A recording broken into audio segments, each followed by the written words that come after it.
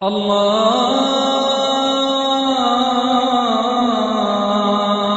أكبر الله أكبر الله أكبر الله أكبر। আমরা বিপদে পড়লে আমাদেরকে উদ্ধার করে কে? আল্লাহ ছাড়া আমাদের বাঁচানোর কেউ আছে? উদ্ধার করার কেউ আছে? রক্ষা করার কেউ আছে? এজন্য বিপদে পড়লে আমরা চাইবো কার কাছে? আমাদের যাই দরকার হোক আমরা ফরিয়াদ করব কার কাছে? নাকি মাজারে যেয়ে চাবেন? মাজারে যেয়ে চাবেন? অনেকে তো মাজারে যেয়ে কপাল খসে, আছে না নাই? মাজারে যেয়ে সন্তান চায়, আছে? এই এলাকার লোকদের আকীদা খালেস আমি জানি। মাজারে যে কপাল কষে আর সন্তান চায়। আচ্ছা, মাজারে গেলে সন্তান পাওয়া যায়? আচ্ছা, মাজারে না গেলে যদি বাচ্চা না হতো, গরু ছাগলের যে বাচ্চা হয় ওরা কোন মাজারে মানত করে বলেন? কথা কি বুঝতেছেন? এই যে প্রতি বছর গরু ছাগল ভেড়া এগুলো যে বাচ্চা দেয়, এরা কোন মাজারে যে মানত করে? এজন্য চাইতে হবে একজনের কাছে, তিনি কে? আমার প্রিয় পটুয়াখালীবাসী, মাজার জিয়ারত করা সুন্নাহ। আমরা মাজার জিয়ারত করব, আল্লাহ ওয়ালাদের কবরে যাব, আমরা সেখানে যে সালাম দিব, দোয়া করব, নিজের জন্য করব, কবরে শুয়ে থাকা মাইয়েতের জন্য করব, পুরো মুসলিম উম্মার জন্য করব। কিন্তু কবরে যিনি শুয়ে আছে ওই বাবার কাছে সন্তান চাওয়া যাবে? চাকরি চাওয়া যাবে? সফলতা চাওয়া যাবে? সফলতা দেয় কে? এক কথাই রব্বুল আলামিন বলেন, ওয়া ইয়ামসাসকাল্লাহু বিদুররিন ফালা কাশিফা লাহু ইল্লা হু ওয়া ইউরিদকা বিখাইরিন ফালা রাদ্দা লিফাদলি ইউসিবু বিহি মান ইয়াশাউ মিন ইবাদিহি ওয়া হুয়াল গফুরুর রহিম। আল্লাহু আকবার। আল্লাহ বললেন, ওয়া ইয়ামসাসকাল্লাহু বিদুররিন ফালা কাশিফা লাহু ইল্লা হু। আল্লাহ যদি তোমাকে কোনো বিপদ স্পর্শ করায়, আল্লাহ যদি তোমারে কোনো বিপদে ফেলে দেয়, ওই বিপদ থেকে উদ্ধার করার তিনি ছাড়া আর কেউ নাই। জোরে বলেন ঠিক কিনা? তিনি যদি কোনো বিপদে ফেলেন, তিনি ছাড়া বিপদ থেকে উদ্ধার করার কেউ নাই। আর তিনি যদি তোমার প্রতি কোনো অনুগ্রহ করতে চান, ওই অনুগ্রহ ঠেকিয়ে দেওয়ার ক্ষমতাও কারো নাই। আল্লাহ যদি আপনার সফলতা দিতে চায়, পৃথিবীর কোন শক্তি ওই সফলতাকে থামাতে পারে? এজন্য আল্লাহ বললেন, খবরদার, চিন্তা আর আকীদা খালিস করে নাও। ওয়া ইয়ামসাসকাল্লাহু বিদুররিন ফালা কাশিফা লাহু ইল্লা হু। আল্লাহ বিপদে ফেললে বিপদ থেকে উদ্ধার করার কেউ থাকে না। আর আল্লাহ যদি তোমার প্রতি দয়া দেখাতে চান, অনুগ্রহ করতে চান, ওই অনুগ্রহকে প্রতিরোধ করার মতো ক্ষমতা কারো নাই। তিনি তার বান্দাদের মধ্য থেকে যাকে ইচ্ছা তাকে দেন, যত ইচ্ছা তত দেন। তিনি ক্ষমাশীল, তিনি মেহেরবান। সুবহানাল্লাহ। তিনি ক্ষমাশীল, তিনি মেহেরবান। তাহলে এই আয়াত থেকে আমরা বুঝতে পারলাম, আমরা যদি বিপদে পড়ি আমাদেরকে কেউ বাঁচাতে পারে না। আমার বাবা আমারে বাঁচাতে পারে, আমার মা আমাকে বাঁচাতে পারে, আমার বন্ধু আমারে বাঁচাতে পারে, আমার দলের কর্মী আমাকে বাঁচাতে পারে, আমার পীর সাহেব আমারে বাঁচাতে পারে। আমার পটুয়াখালীর ভাইয়েরা খেয়াল রাখবেন, বাঁচাতে পারে এক মহান সত্তা, উদ্ধার করতে পারে এক মহান সত্তা। চিৎকার করে বলুন, তিনি কে? আবার আল্লাহ বললেন, আম্মাই ইউজিবুল মুফতাররা ইযা দাআহু ওয়া ইয়াকশিফুস সুআ ওয়া ইয়াজআলুকুম খুলাফাআল আরদ আইলাহুম মা'আল্লাহ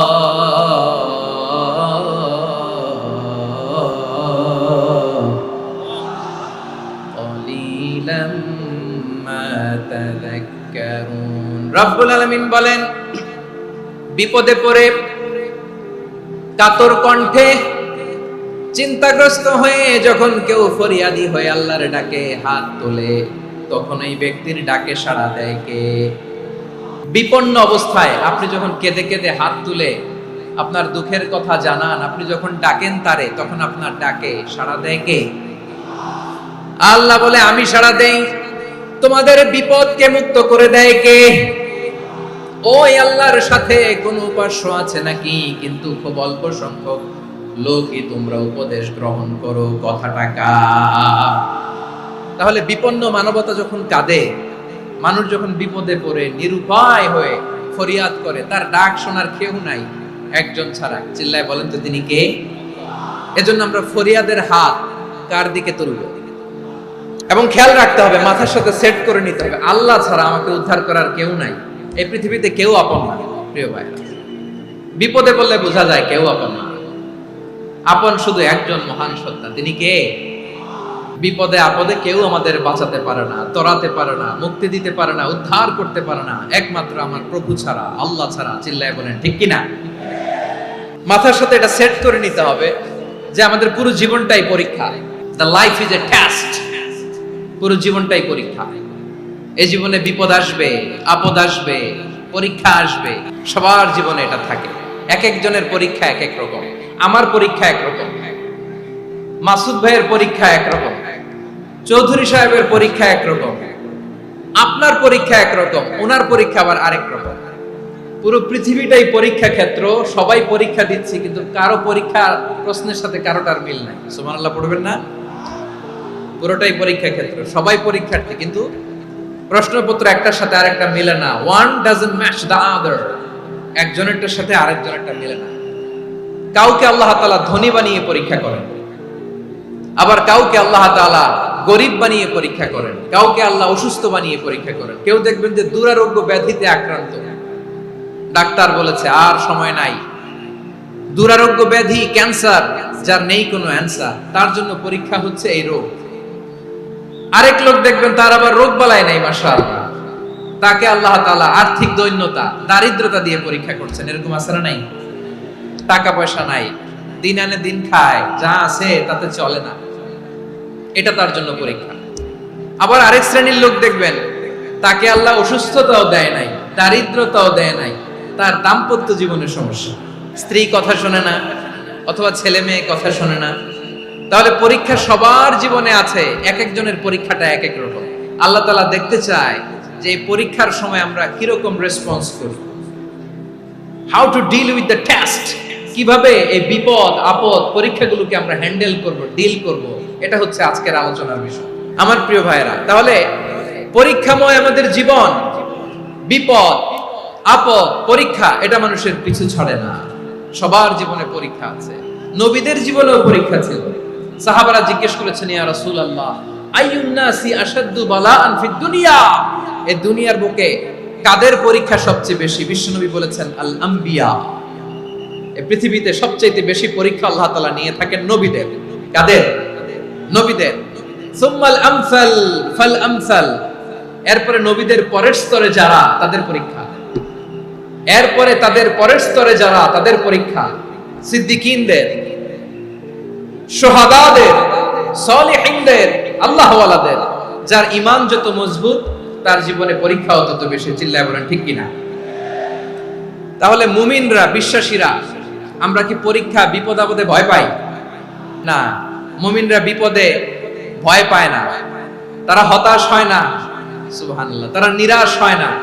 বিশ্বাসীরা হাল ছেড়ে দেয় না, তারা ভরসা রাখে একজনের উপর। চিল্লায় বলতে হবে তিনি কে? কারণ মুমিন জানে the grief isn't permanent, the test isn't permanent, the struggle in our life isn't permanent. আমাদের জীবনের দুঃখ, কষ্ট, স্ট্রাগল, এগুলো পার্মানেন্ট নয়।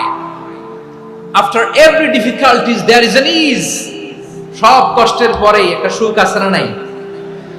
রব্বুল আলামিন বলেন, ফা ইন্না মাআল উসরি ইউসরা, ইন্না মাআল উসরি ইউসরা, ভয় পেও না, চিন্তা করো না, কষ্টের সাথেই আমি রেখে দিয়েছি স্বস্তি।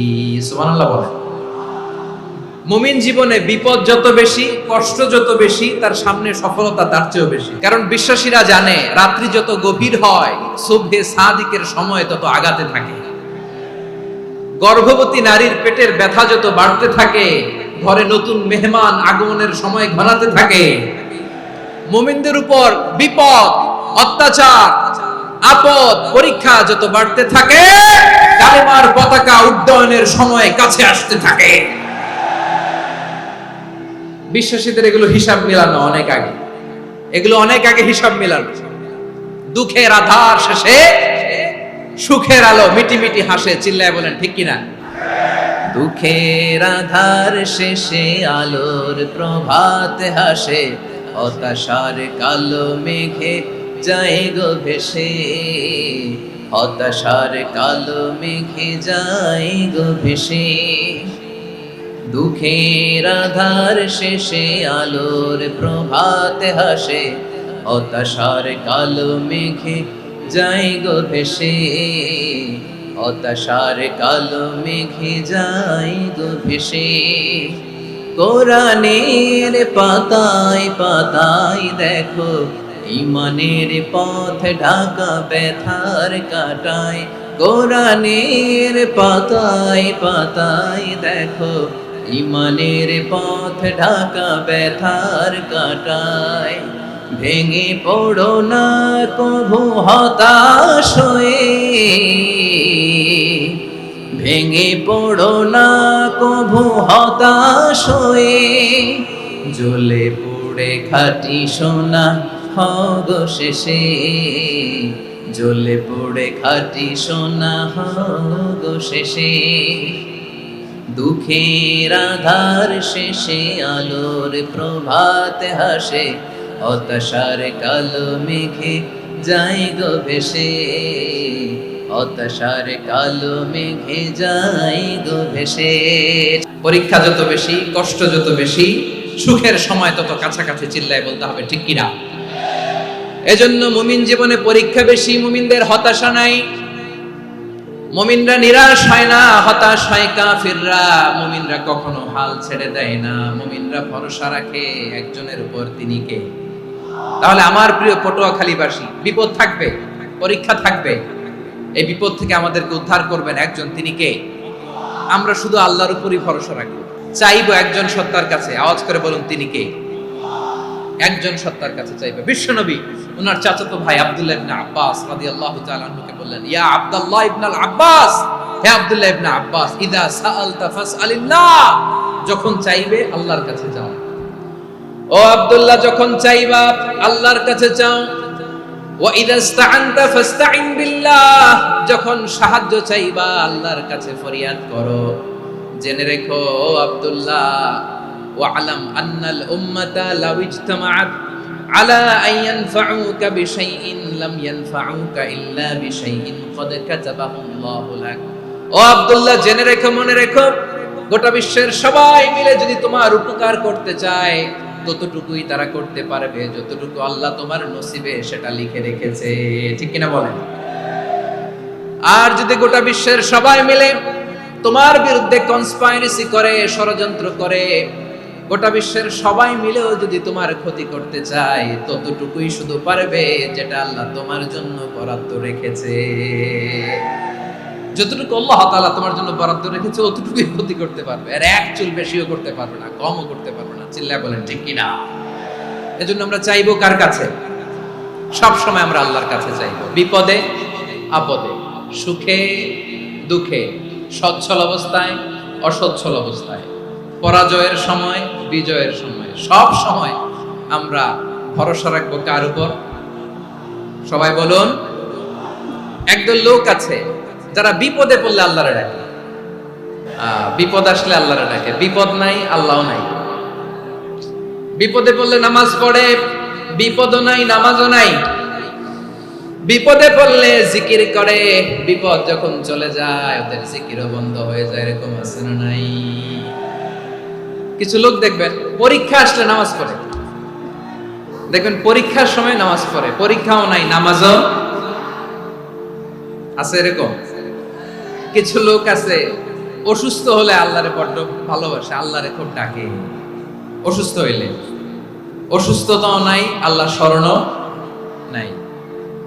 দেখবেন কিছু লোক নির্বাচন আসলে খুব আল্লাহওয়ালা হয়ে যায়, তখন দেখবেন মাথার মধ্যে হেজাব লাগায়, পাঞ্জাবি লাগায়, আল্লাহওয়ালা হয়ে যায়। নির্বাচনও নাই, এরপরে আল্লাহর কথাও নাই। আছে না নাই? না, এরকম হওয়া যাবে না। সব সময় আমরা আল্লাহরে ডাকবো, বিপদে আপদে সব সময় ভরসা রাখবো আমরা একজনের উপর। আওয়াজ করে বলেন তিনি কে? একথায় আল্লাহ তাআলা আমাদের চোখে আঙ্গুল দিয়ে জানিয়ে দিলেন, ফাইদা রাকিবু ফিল ফুলকি দা'আউল্লাহা মুখলিসিনা লাহুদ্দিন ফালাম্মা নাজ্জাহুম ইলাল বাররি ইযা হুম ইউশরিকুন। আল্লাহ বলে, একদল লোক আছে, তারা যখন নৌযানে চড়ে, জলযানে চড়ে, সাগরের মধ্যে যখন জাহাজে চড়ে, লঞ্চে চড়ে, তারা যখন তুফানের সম্মুখীন হয়, তখন তারা আল্লাহরে বড্ড বেশি ডাকে, একান্ত ভাবে ডাকে, বিশুদ্ধ চিত্তে ডাকে। আবার তুফান থেকে তাদেরকে সেফ জোনে নিয়ে, নিরাপদ জোনে নিয়ে যখন বন্দরে আমি আল্লাহ তাদেরকে ফিরিয়ে দেই, ওই লোকগুলো আবার আমি আল্লাহর সাথে শিরিক করে। এরকম আছে না নাই? জাহাজে উঠছে, সাগরের মাঝখানে তুফান, ওই সময় দেখবেন আল্লাহ কারে কয়। এই কথা তো আপনাদেরকে বোঝানো সহজ, আপনারা তো নদীর দেশের মানুষ। আচ্ছা, লঞ্চে উঠে তুফানের সম্মুখীন হয়েছেন, জলোচ্ছ্বাস, সবাই, আমার বলার দরকার নাই, বলেন, মাঝ নদী, তুফান, জলোচ্ছ্বাস, জলের মধ্যে উচ্ছ্বাস, ঢেউ, টর্নেডো, সাইক্লোন, মেঘের ঘনঘটা, পরিবেশ ঘুটঘুটে অন্ধকার, লঞ্চ একবার এদিকে আরেকবার ওইদিকে, ভিতরে কি অবস্থা হয় বলেন তো? তখন মুসলিমও আল্লাহর ডাকে, হিন্দু আল্লাহর ডাকে, ঠিক কিনা বলেন? আস্তিক আল্লাহর ডাকে, নাস্তিক আল্লাহর ডাকে, ঠিক কিনা? লঞ্চের ভেতর, স্টিমারের ভেতর কান্নারের রোল পড়ে যায়, চিৎকারের রোল পড়ে যায়, সবার মুখ দিয়ে শুধু একটা আওয়াজ, লা ইলাহা লা ইলাহা লা ইলাহা সুবহানাল্লাহ আলহামদুলিল্লাহ লা ইলাহা। আল্লাহ নামের জিকির করবে যারা, আল্লাহর কাছে প্রিয় তারা, আল্লাহর কাছে প্রিয় যারা, জান্নাতে প্রবেশ করবে তারা, জোরে লা ইলাহা লা ইলাহা ইল্লাল্লাহ লা ইলাহা ইল্লাল্লাহ মুহাম্মাদুর রাসূলুল্লাহ সাল্লাল্লাহু আলাইহি ওয়াসাল্লাম। আমার প্রিয় পটুয়াখালীবাসী, তাহলে লঞ্চের ভেতরে যখন আমরা তুফানের মধ্যে পড়ি, তখন সবাই মিলে আমরা একটা নামের জিকির করি। নামটা কার? মুসলমানেরাও ডাকে, হিন্দুরাও ডাকে, আস্তিকও ডাকে, নাস্তিকও ডাকে, সবাই ডাকে একজনকে, তিনি কে? আবার দেখবেন ওই আল্লাহ তুফানের পরে, ঝড়ের পরে ওই লঞ্চটাকে যখন সদর ঘাটে ফিরিয়ে দেয়, আবার আমরা নাফরমানি শুরু করে দেই। সে কোথায় আল্লাহ বললেন, ফাইদা রাকিবু ফিল ফুলকি দা'আউল্লাহা মুখলিসিনা লাহুদ্দিন ফালাম্মা নাজ্জাহুম ইলাল বাররি ইযা হুম ইউশরিকুন। সাগরে যখন তুফানে পড়ে আমি আল্লাহর ডাকে, আবার আমি আল্লাহ যখন বাঁচিয়ে দেই, আবার আমি আল্লাহর সাথে শিরিক শুরু করে। আমরা কি এরকম হতে চাই নাকি? বিমানের মধ্যে মাঝে মাঝে দেখবেন যে এয়ার টার্বুলেন্স হয়, জানেন? এয়ার টার্বুলেন্স জানেন তো? মাঝে মাঝে বিমানটা বাউন্সিং করে, বাম্পি, ভেরি বাম্পি ওয়েদার, শুনেন নাই?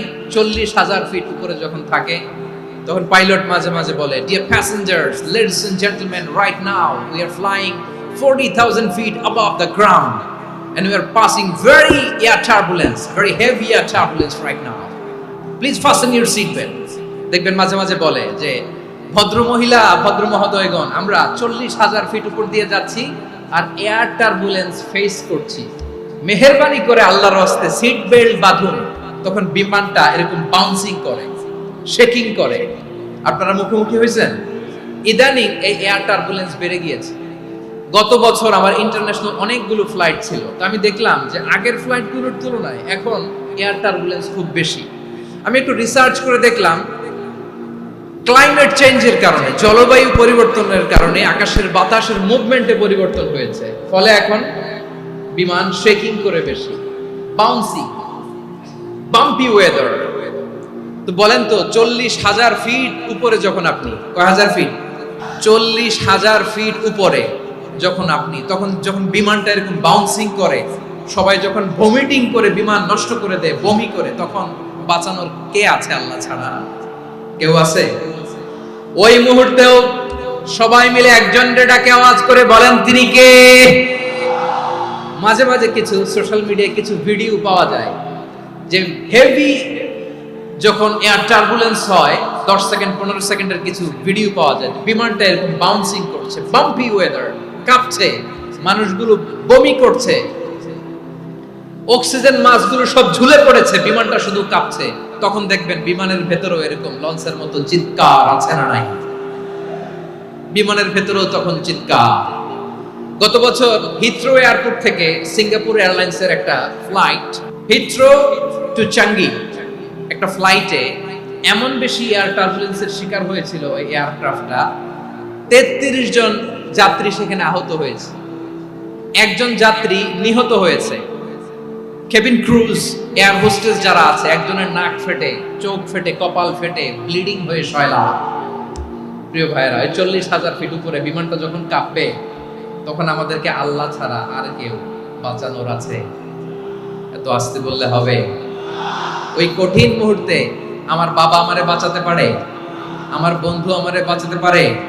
এই গ্রাউন্ডে, জমিনের বুকে আমার প্রোটোকল, আমার ক্ষমতা, আমার দাম্ভিকতা, কোনো কিছু আমারে বাঁচাতে পারে একজন ছাড়া। চিল্লায় বলতে হবে, তিনি কে? সে আল্লাহ বললেন, গোলাম, আমি বিপদের সময় ঠিকই তোমাদের বাঁচিয়ে দেই।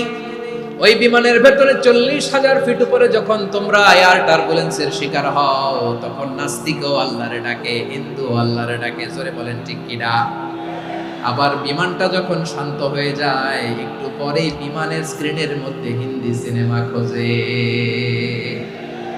বিমানের স্ক্রিনে কিন্তু বিশাল ওখানে আফলাম ফিল্মের একেবারে বোঝাই করা। বিমানটা শান্ত হলে আবার হিন্দি সিনেমা দেখা শুরু করে। একটু আগে ডাকছিল কারে? দেখবেন বাংলাদেশে আমাদের ক্রিকেটাররা যখন অন্য কোনো দেশের সাথে খেলে, অনেক সময় এমন হয়, বল বাকি একটা, রান দরকার 6টা। বল বাকি কয়টা? রান দরকার। আপনি দেখবেন ক্যামেরাম্যান তখন গ্যালারিতে খালি দেখায় দর্শকদের যে কি অস্থিরতা। হিপ হপ স্টাইলের মেয়েটা, যে মেয়েটার ওড়না এতক্ষণ ছিল গলায়, এতক্ষণ কই ছিল, ওই মেয়েটা দেখবেন ওড়নাটা টেনে মাথায় দিয়ে এরকম মুনাজাত ধরতেছে, আল্লাহ আল্লাহ, একটা সক্কা, আল্লাহ আল্লাহ, আমার লাল সবুজের পতাকারে তুমি অপমানিত কইরো না আল্লাহ, ইন্ডিয়ার সাথে আমাদের খেলা, আল্লাহ আল্লাহ, একটা সক্কা, একটা। পুরো খেলা জুড়ে এই মেয়ের ওড়না ছিল গলায়, কিন্তু যখন 1 বলে 6 রান দরকার, ওড়না চলে আসছে কোথায়? মাথায়। আবার মুনাজাত আছে না নাই? ঠিকই বাংলাদেশের দামাল ছেলে এমন এক শট মারলো, বল চলে গেল স্টেডিয়ামের বাইরে, ছক্কা, জিতে গেলাম আমরা। পুরো স্টেডিয়াম জুড়ে চিৎকার, হই হুল্লোড়, মौज মাস্তি। যেই মেয়েটা মাথার মধ্যে ওড়না দিয়ে এতক্ষণ সুবহানাল্লাহ সুবহানাল্লাহ বলে আল্লাহর কাছে দোয়া করেছে, ওই মেয়ে এখন আবার ওড়না ফেলে দিয়ে নাচা শুরু করে দিয়েছে। তাহলে আল্লাহর ভয়, আল্লাহর প্রতি আস্থা, বিশ্বাস, ভালোবাসা, এটা কি ক্ষণিকের জন্য? মানে আমার যখন লাগবে তখন আল্লাহর ইউজ করব নাকি? হ্যাঁ, বিপদে আপদে, সুখের সময় দুঃখের সময়, সচ্ছল অসচ্ছল অবস্থায় বিশ্বাসীরা ভরসা রাখে একজনের উপর। চিৎকার করে বলে, পটুয়াখালী, তিনি কে? সে আল্লাহ বললেন, গোলাম, মনে করো না জাহাজ থেকে সদরঘাটে ভিড়িয়ে দিলাম, তুমি নিরাপদ হয়ে গেছো। মনে করো না 40,000 ফিট থেকে সেফ ল্যান্ডিং এর পরে এয়ারপোর্টে নেমে গেলেই তুমি নিরাপদ হয়ে গেছো। ও মিয়া, বিপদ কি শুধু সাগরে আর আকাশে? ঘরের ভেতরও বিপদ আসতে পারে কি পারে না? এজন্য সূরা মুলকে আল্লাহ বললেন, আমিনতুম মান ফিস সামাই আন ইয়াখসিফা বিকুমুল আরদা ফাইদা হিয়া তামুর। আল্লাহ বললেন, তোমরা কি ভেবেছো তোমরা নিরাপদ? আমি চাইলে ল্যান্ডস্লাইডস, ভূমি ধস দিয়ে 1 লক্ষ 1 মিনিটে নিয়ে যেতে পারি। এক সুনামি দিয়ে থাপ্পড় মেরে 3 লক্ষ সাগরের ভেতরে ঢুকায় দিতে পারি। 1 সেকেন্ডও লাগে না আমার। أم أمنتم من في السماء أن يرسل عليكم حاصبا فستعلمون كيف نذير। আল্লাহ চাইলে আকাশ থেকে পাথর বৃষ্টি নাজিল করতে পারেন কি পারেন না? এই মুহূর্তে এখানে ভূমিকম্প দিতে পারেন কি পারেন না? আচ্ছা, ভূমিকম্প যখন হয় আমাদের কারো হুঁশ থাকে? আপনি মনে করছেন আমরা সাধারণ মানুষ, আমরা দৌড় দেই, আর প্রেসিডেন্ট প্রধানমন্ত্রী ওনারা বুঝি খাটে শুয়ে থাকে? ভূমিকম্প, আর্থকোয়েক যদি হয়, বাঁচার জন্য আমরা কি করি? হয় খাটের তলায়, ডাইনিং টেবিলের নিচে, উপরে শক্ত কিছু আছে এটার নিচে, অথবা ঘর থুইয়া দেও দৌড়। তো প্রধানমন্ত্রী উনি কি করে? প্রেসিডেন্ট উনি কি করে? হ্যাঁ, উনি খাটের মধ্যে যে শুয়ে থাকে নাকি? উনিও দৌড়, সাধারণ মানুষও দৌড়, প্রধানমন্ত্রীও দৌড়, বাড়িওয়ালাও দৌড়, ভাড়াটিয়াও দৌড়, সবাই দৌড়। নাকি ভাড়াটিয়ারা বাড়ি থুইয়া দৌড়, বাড়িওয়ালারা আর বেরোয় না? এরকম না। তাহলে যে কোনো মুহূর্তে ভূমিকম্প দিয়ে নাস্তানাবুদ করতে পারে কে? আমার প্রিয় ভাইয়েরা, আমরা নিরাপদ নই, আমরা তার দয়ায় বেঁচে আছি। কার দয়ায়? এজন্য আল্লাহ বললেন, গোলাম, যে কোনো মুহূর্তে বিপদ দিয়ে তোমাদেরকে নাস্তানাবুদ করতে পারি। বিশ্বাসী বলে যদি নিজেকে দাবি করো, সব সময় ডাকতে হবে একজন সত্তাকে। বলেন তিনি কে? আপদ থেকে, পরীক্ষা থেকে, ক্যালামিটি থেকে আমাদেরকে কেউ বাঁচাতে পারে না একজন সত্তা ছাড়া। আবারও বলেন তো তিনি কে? এবার আমরা দেখি বিষ্ণু ইসা ইসলামের জীবনে বিপদ আপদ ছিল কিনা। উনি বিপদ আসলে কিভাবে ডিল করতেন, বিপদ আসলে কোন দোয়া পড়তে হয়, কিভাবে ফরিয়াদের হাত উত্তোলন করতে হয়, কিভাবে রবের দরবারে নতজানু হয়ে ফরিয়াদ করতে হয়, এটা জানার দরকার আছে না নাই? আসুন আমরা বিষ্ণুনবীর জীবনী থেকে দেখি বিপদ আসলে উনি কি করতেন। বিপদ আসলেই প্রথমে বিষ্ণুনবী সাল্লাল্লাহু আলাইহি ওয়াসাল্লাম একটা দোয়া পড়তেন। তিনি পড়তেন, ইন্না লিল্লাহি ওয়া ইন্না ইলাইহি রাজিউন। নিশ্চয় আমরা আল্লাহর জন্য, নিশ্চয় আমরা কার দিকে ফিরবো ভাই? আবার কার দিকে ফিরবো? আওয়াজ করে বলুন তো, আমরা এসেছি কার কাছ থেকে, আবারও ফিরে যাব কার কাছে? এজন্য বিষ্ণুই পড়ছেন, ইন্না লিল্লাহি ওয়া ইন্না ইলাইহি রাজিউন। নিশ্চয় আল্লাহর জন্য, ওই আল্লাহর দিকেই আমরা ফিরে যাব। তারপরে বিষ্ণুই পড়তেন, আল্লাহুম্মা আজুরনি ফি মুসিবাতি ওয়াখলুফ লি খায়রাম মিনহা। একসাথে প্রথমে পড়তেন ইন্না লিল্লাহি ওয়া ইন্না ইলাইহি রাজিউন, তারপর পড়তেন আল্লাহুম্মা আজুরনি ফি মুসিবাতি ওয়াখলুফ লি খায়রাম মিনহা। মানে আল্লাহ, এই যে আমি বিপদে ধৈর্য ধারণ করলাম, এটার সব তুমি আমারে দাও, আর যেটা হারালাম এর চেয়ে ভালো কিছু দিয়ে মেকআপ করে দিও, ভালো কিছু দিয়ে বদল করে দিও। সুবহানাল্লাহ পড়েন। তাহলে বিপদ আসলে আমরা কি পড়ব? এদেশে পরস্পরে দেখা হলে দেয় সালাম, এদেশে আমজনতার হৃদয় জুড়ে পাক কালাম, এদেশে বিপদ এলে সর্বজনে সর্বক্ষণে দোয়া পড়ে ইন্না লিল্লাহি। কি পড়ে? সুবহানাল্লাহ সুবহানাল্লাহ সুবহানাল্লাহ সুবহানাল্লাহ। এদেশে আজান শুনে সূর্য ওঠে শহর গ্রামে, এদেশে আজান শুনে সূর্য ডুবে সন্ধ্যা নামে, এদেশে সকল কাজে সবাই বলে বিসমিল্লাহ, এদেশে ভালো কিছু দেখে শুনে হাসি মুখে সবাই বলে মাশাআল্লাহ। তাহলে বিপদ এলে আমরা কি পড়ি? তাহলে বিপদ এলেই আমরা এখন থেকে ইন্না লিল্লাহ পড়বো, নাকি হাই হুতাশ করবেন? একদল আছে হাই হুতাশ করে, হায় আল্লাহ রে, মোর কি হইল রে, মুই কি হরমু রে, মুই কমবে যামু রে, এরকম বিলাপ করতে নিষেধ করেছেন বিশ্বনবী। কি করব, কই যাব, কি হবে, হায় হায়, এরকম হাহুতাশ আছে না নাই? বিশ্বাসীরা হাহুতাশ করে না, তারা ইন্না লিল্লাহ পড়ে। কি পড়ে মনে থাকবে? আমরা পড়বো ইন্না লিল্লাহি ওয়া ইন্না ইলাইহি রাজিউন। নিশ্চয়ই আমরা আল্লাহর জন্য, আমরা আল্লাহর দিকেই ফিরে যাব। এরপর পড়বো আল্লাহুম্মা আজুরনি ফি মুসিবাতি ওয়াখলুফ লি খায়রাম মিনহা। আল্লাহ, আমি যে বিপদে ধৈর্য ধারণ করলাম এটার সওয়াব দিও, আর যা হারালাম তার চেয়ে ভালো কিছু দিয়ে বদল করে দিও। সুবহানাল্লাহ পড়েন। বিশ্বনবীর হাদিস শুনলেন উম্মে সালামা রাদিয়াল্লাহু তাআলা আনহা। ওনার স্বামী হলো আবু সালামা। মজার ঘটনা খেয়াল করে শুনেন। সাইয়্যিদাতুনা উম্মে সালামা রাদিয়াল্লাহু তাআলা আনহা, ওনার স্বামীর নাম আবু সালামা। শ্রেষ্ঠ দম্পতি, শ্রেষ্ঠ ফ্যামিলি। প্রথমে হিজরত করেছিলেন হাবাসায়, পরে হিজরত করেছেন মদিনায়। উহুদ যুদ্ধের পরে ওনার স্বামী আবু সালামা ইন্তেকাল করলো, শহীদ হলো। সুবহানাল্লাহ পড়েন। যখন আবু সালামা ইন্তেকাল করলো, উম্মে সালামা রাদিয়াল্লাহু তাআলা আনহা কেঁদে কেঁদে হয়রান, আর নবীর শিখানো বাণী অনুযায়ী তিনি বারবার পড়ছিলেন ইন্না লিল্লাহ। কি পড়ছিলেন? ইন্না লিল্লাহ। যেহেতু বিশ্বনবী বলেছেন কেউ যদি বিপদের প্রথম ধাক্কায় পড়ে ইন্না লিল্লাহি ওয়া ইন্না ইলাইহি রাজিউন, আল্লাহুম্মা আজুরনি ফি মুসিবাতি ওয়া আখলুফ লি খায়রাম মিনহা, তাহলে এই বিপদে যে সে যা হারালো তার চেয়ে শ্রেষ্ঠ কিছু দিয়ে আল্লাহ তার বদল দিয়ে দিবে।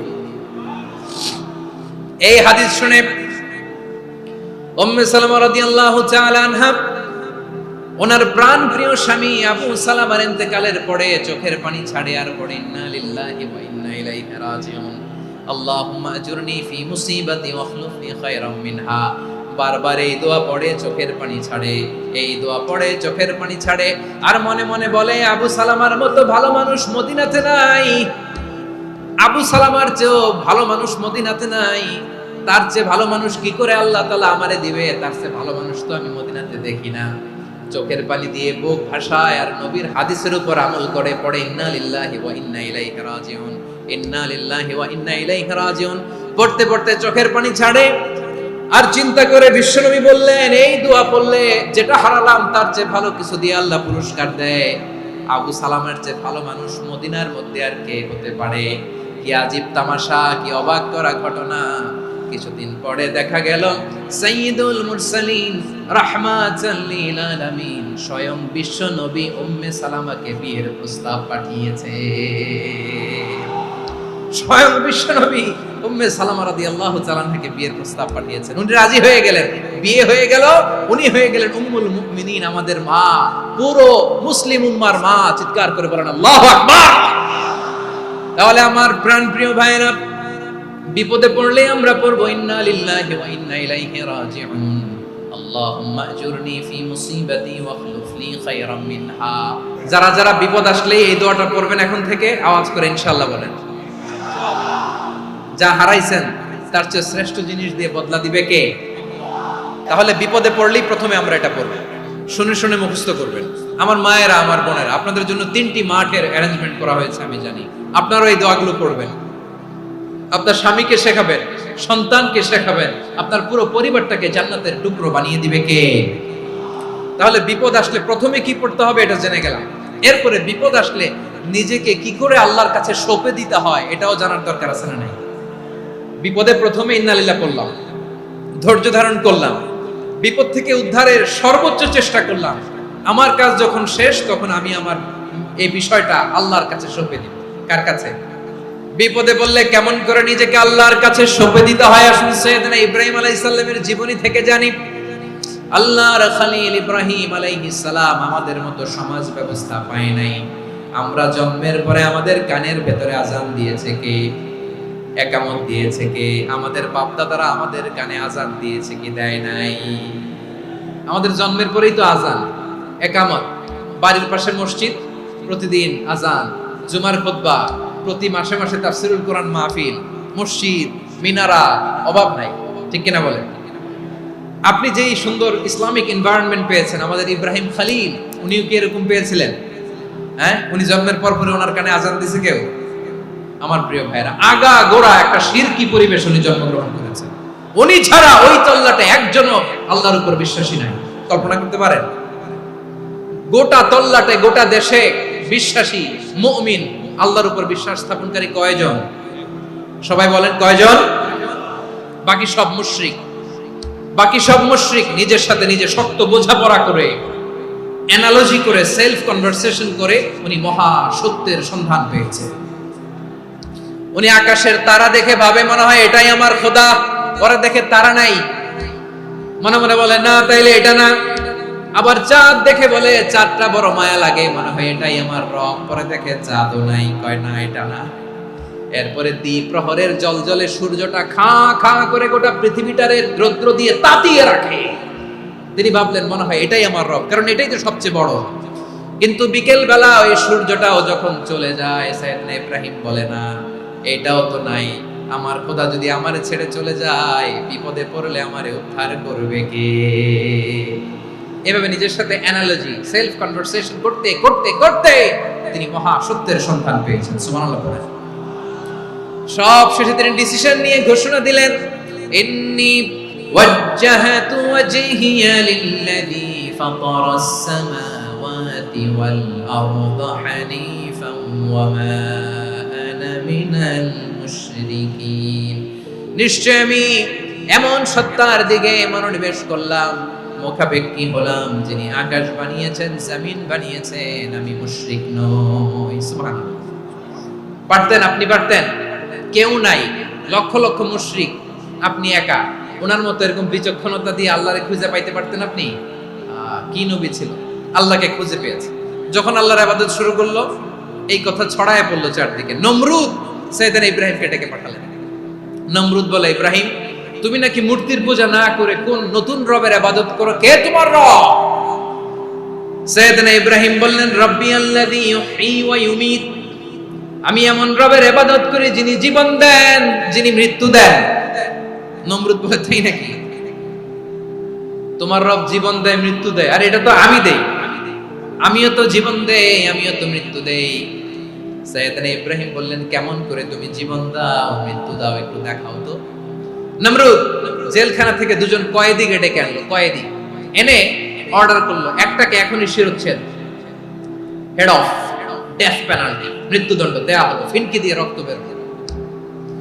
নমরুদ বলে, দেখো, দুজনকে ধরে আনলাম, একজন কয়েদিকে দিলাম ডেথ পেনাল্টি, মৃত্যুদণ্ড, ওরে মৃত্যু দিলাম। আরেকজন যে দাঁড়িয়ে আছে, চাইলে ওরেও আমি মৃত্যুদণ্ড দিতে পারি, কিন্তু না, ওরে আমি দিব না, ওরে আমি বাঁচায়া দিলাম, ছেড়ে দিলাম, মানে জীবন দিলাম। দেখো ইব্রাহিম, তোমার চোখের সামনে একজনরে মৃত্যু দিলাম, আর একজনরে জীবন দিলাম। আপাত দৃষ্টিতে তাই তো, একজনরে তো জীবন দিল, আরেকজনরে মৃত্যু দিল। সাইয়েদনা ইব্রাহিম এবার বিপাকে পড়ে গেলেন। কিন্তু এক একজন নবীকে আল্লাহ এমন উইজডম, বিচক্ষণতা দিয়ে এই জমিনে পাঠিয়েছেন। মুহূর্তের মধ্যে আল্লাহর খলিল ইব্রাহিম বললেন, ফাইন্নাল্লাহা ইয়াতি বিশ-শামসি মিনাল মাশরিকি ফাতি বিহা মিনাল মাগরিব ফাবুহিতাল্লাযী কাফার। আল্লাহর খলিল ইব্রাহিম বললেন, নমরুদ, বুঝলাম তুমি জীবন দাও, মৃত্যু দাও, দেখলাম, কিন্তু আমার রব, আমার আল্লাহ প্রতিদিন সকালবেলা উষা লগ্নে ওই পূর্ব দিগন্ত থেকে সূর্যটাকে উদিত করেন, সাঁঝের বেলা, বিকেল বেলা, কুথুরি লগ্নে, সন্ধ্যা বেলা ওই দ্বিপ্রহরের জল জলে সূর্যটাকে পশ্চিম দিগন্তে ডুবিয়ে দেন। মানে সকালবেলা পূর্ব দিক থেকে উদিত করা সূর্যটাকে পশ্চিম দিকে বিকেলে তিনি ডুবিয়ে দেন। তুমি যদি পারো ওই সূর্যটাকে পশ্চিম দিক থেকে উদিত করে পূর্ব দিকে ডুবিয়ে দাও। সুবহানাল্লাহ পড়বেন না? দেখেন, ইনস্ট্যান্ট ইন্টেলেক্ট, মুহূর্তে বিচক্ষণতা, উইজডম কাকে বলে? নমরুদ পারবে? নমরুদের বাপ পারবে? ওর দাদা, ওর 14 গোষ্ঠী, গোটা বিশ্বের সব ক্ষমতাধর রাষ্ট্রনায়করা একসাথে হলে পারবে? ফাবুহিতাল্লাযী কাফার পারে নাই, ব্যর্থ হয়েছে। এবার তেলে বেগুনে জ্বলে উঠেছে, রেগে মেগে আগুন বলে, ফালকুহু ফিল জাহিম। ওর সাথে তর্ক নাই, না পেরে এবার এটারে আগুনে ফেলা। বিশাল বিশাল গাছ কেটে লাকড়ি এনে আগুনের কুণ্ডলি বানানো হলো, দাও দাও দাও দাও করে আগুন জ্বলে। আল্লাহর খলিল ইব্রাহিমকে আগুনে নিক্ষেপ করা হবে। আল্লাহর খলিল সাইয়েদনা ইব্রাহিমের হাতের মধ্যে রশি দিয়ে টাইট করে বাঁধা হলো, পায়ের মধ্যেও টাইট করে রশি দিয়ে বাঁধা হলো। আল্লাহর খলিল ইব্রাহিমকে আগুনের কুণ্ডলির মধ্যে ফেলা হবে। ওমিয়া, আপনি যে বিপদের কারণে ভয় পান, হতাশ হন, এটা কোনো বিপদ? ওনার বিপদের সামনে এটা কোনো বিপদই না, এটা কোনো বিপদই না। হাত পা বেঁধে টাইট করে নিক্ষেপ করা হবে, সিম্পলি ফেলা যাবে না, কারণ দাও দাও করে দ্য ব্লেজিং ফায়ার, এমন আগুনের কুণ্ডলি, কাছে যাওয়া যায় না, আগুনের উত্তাপে নিক্ষেপ করা হবে। হাতে রশি বেঁধে, পায়ে রশি বেঁধে আল্লাহর খলিল ইব্রাহিম আলাইহিস সালামকে আগুনের মধ্যে নিক্ষেপ করা হবে। আহা, এটার বলে অগ্নি পরীক্ষা। উনি অগ্নি পরীক্ষার সম্মুখীন হয়েছে। এজন্য কঠিন পরীক্ষাকে আমরা অগ্নি পরীক্ষার সাথে তুলনা করি, ঠিক কি না? সাইয়েদনা জিবরাইল এসে বললেন, ও আল্লাহর খলিল, ওরা তো আপনার হাতও বেঁধে ফেললো, পাও বেঁধে ফেললো, নড়াচড়ার সুযোগ নাই, বলেন আমি জিবরিল ফেরেশতা আপনার জন্য কি করতে পারি? আল্লাহর খলিল ইব্রাহিম বলেন, ও জিবরাইল, তোমার কাছে আমার কোনো চাওয়া পাওয়া নাই। সুবহানাল্লাহ বলেন। তোমার কাছে বলার কিছু নাই, তোমার সাহায্যের আমার দরকার নাই। সাইয়েদনা ইব্রাহিম আলাইহিস সালামকে হাতে পায়ে রশি বেঁধে হাত পা বাঁধা অবস্থায় জ্বলন্ত অগ্নিকুণ্ডে যখন নমরুদের দলবল নিক্ষেপ করবে, আল্লাহর খলিল কিভাবে নিজেকে আল্লাহর কাছে সঁপে দিয়েছেন পটুয়াখালীর ভাইরা খেয়াল করে শুনুন। হাত পা বেঁধে আল্লাহর খলিলকে যখন নিক্ষেপ করা হবে, তিনি মুখ ফুটে বলে ফেললেন, হাসবুনাল্লাহু ওয়া নি'মাল ওয়াকিল। হাসবুনাল্লাহু ওয়া নি'মাল ওয়াকিল, আমার জন্য আল্লাহই যথেষ্ট, আমার জন্য আল্লাহই যথেষ্ট। তিনি আমার সবচেয়ে বড় গার্ডিয়ান, তিনি আমার সবচেয়ে বড় অভিভাবক। জিব্রাইলের সাহায্যে অফারকে ফিরিয়ে দিলেন, দুনিয়ার বুকে কারো কাছে কিছু বলেন নাই, মুখ ফুটে বলেছেন হাসবুনাল্লাহ। ও আমার পটুয়াখালীর প্রাণের ভাইয়েরা খেয়াল রাখবেন, কোন বান্দা তার হাতে থাকা সব চেষ্টাটুকুন করার পরে মুখ ফসকে মুখ দিয়ে যখন বলে ফেলে হাসবুনাল্লাহ, বান্দা যখন হাসবুনাল্লাহ বলে ফেলে, ওই ব্যাপারটা ডিল করার দায়িত্ব স্বয়ং আল্লাহ আরশের উপর থেকে নিয়ে নেয়। আপনি যখন বলে ফেলবেন হাসবুনাল্লাহ, এটা ডিলিং করবে কে তখন? বান্দা তার সাধ্যের সবটুকু চেষ্টার পরে নতজানু হয়ে যখন বলবে হাসবুনাল্লাহ, আল্লাহ তুমি আমার জন্য যথেষ্ট, নি'মাল ওয়াকিল, তুমি আমার শ্রেষ্ঠ অভিভাবক, তখন তার কি দরকার না দরকার এটা ডিল করে স্বয়ং আল্লাহ। নিক্ষেপ করা হলো সাইয়েদনা ইব্রাহিমকে অগ্নিকুণ্ডলিতে। হাজার হাজার মানুষের দৃশ্য দেখার জন্য জড়ো হয়েছে এরকম বিশাল ময়দানে। কিন্তু কি অবাক করার ঘটনা, সবাই ভয় পাচ্ছিল, না জানে কি হয়ে যায়। আল্লাহর খলিলকে যখন আগুনের কুণ্ডলিতে নিক্ষেপ করা হয়, আল্লাহর খলিল ইব্রাহিম আগুনের কুণ্ডলের মধ্যে বসে বসে মানুষগুলোর দিকে তাকিয়ে হাসতে শুরু করে দেয়। কারণ আকাশ থেকে রব্বুল আলামিন স্পেশাল ভার্ডিক্ট নাজিল করেছেন, স্পেশাল হুকুম জারি করেছেন, কুলনা ইয়া নারু কুনি বারদান ওয়া সালামান আলা ইব্রাহিম। ও আগুন খবরদার, সৃষ্টির শুরু থেকে তোকে একটা ধর্ম আমি বাতলে দিয়েছিলাম, তোর ধর্ম, আগুনের ধর্ম হলো যা পাবে জ্বালিয়ে সারখার করবে। আল্লাহ বলল, আগুন তোর ধর্ম দিয়েছিলাম, তুই সব জ্বালিয়ে পুড়িয়ে সারখার করে দিবি, কিন্তু ক্ষণিকের জন্য আমি তোর জ্বালিয়ে দেওয়ার ক্ষমতাটাকে কেড়ে নিলাম, জ্বালিয়ে ভস্ম করে দেওয়ার ক্ষমতা আমি কেড়ে নিলাম। কুনি বারদান, ঠান্ডা হয়ে যা, কিন্তু এত বেশি ঠান্ডা হবি না আবার আমার ইব্রাহিমের জন্য সর্দি লেগে না যায়। সুবহানাল্লাহ, এত আস্তে বললে হবে?